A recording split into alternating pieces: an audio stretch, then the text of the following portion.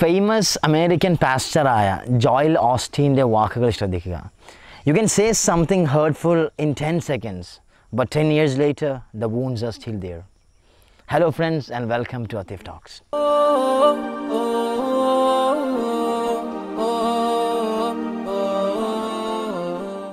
ഞാൻ 6ാം ക്ലാസ്സിൽ പഠിക്കുന്ന സമയത്ത് ഞാനും എൻ്റെ കസിനും തമ്മിൽ ചെറിയൊരു വാക്കുതർക്കുണ്ടായി.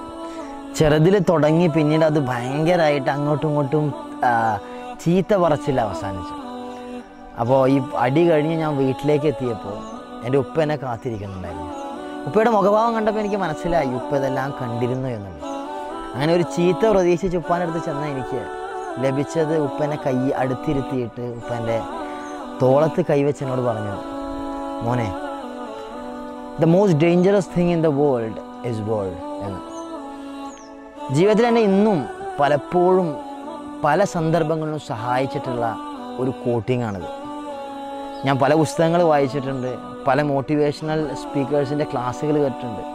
പക്ഷേ ഈ വാക്ക് എനിക്ക് തന്ന മാറ്റം അല്ലെങ്കിൽ എനിക്ക് തന്ന പാഠം മറ്റെന്തിനേക്കാൾ വലുതാണ്. ലോകത്തെ ഏറ്റവും അപകടകാരിയായ സാധനം വാക്കാണെന്ന്. എത്ര ശരിയാണല്ലേ വാക്കുകൾ. ഒന്ന് ആലോചിച്ച് നോക്കുക. നമ്മുടെ ഒരു വാക്ക് കൊണ്ട്, നമ്മുടെ ഒരു സംസാരം കൊണ്ട് നാം ദേഷ്യം പിടിച്ച ഒരാളോട് പറയുന്ന നമ്മുടെ ആ പ്രഷറിൽ നാം ഒരാളോട് പുറത്ത് വിടുന്ന ആ ദേഷ്യം ഉണ്ടല്ലോ, അതുകൊണ്ട് ആ ദേഷ്യത്തിൽ വരുന്ന സംസാരങ്ങൾ, അത് മറ്റുള്ളവൻ്റെ മനസ്സിലുണ്ടാക്കുന്ന ഗർത്തങ്ങൾ, അതവൻ്റെ ചിലപ്പോൾ അവരുടെ ഹൃദയങ്ങൾ തകർത്തിട്ടുണ്ടാകാം. പലപ്പോഴും നമ്മുടെ വാക്കുകൾ കൊണ്ട് മറ്റുള്ളവർക്ക് ഉണ്ടാകുന്ന വേദനകൾ മാറ്റാൻ കഴിയാത്തതാണ്.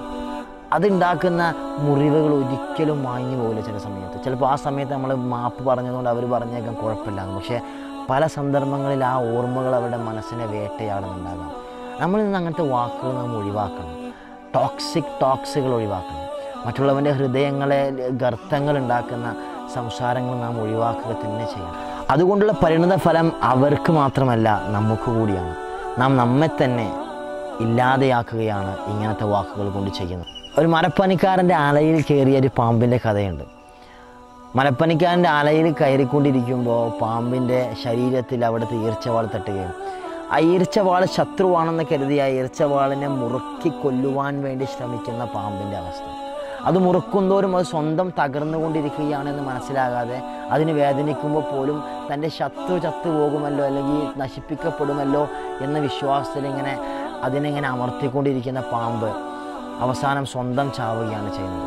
നാം ദേഷ്യത്തിൽ ഉപയോഗിക്കുന്നതായിരിക്കാം, അല്ല എന്നുണ്ടെങ്കിൽ മറ്റുള്ളവരെ തകർക്കുക എന്ന ഉദ്ദേശം കൊണ്ട് തന്നെ ഉപയോഗിക്കുന്നതായിരിക്കാം.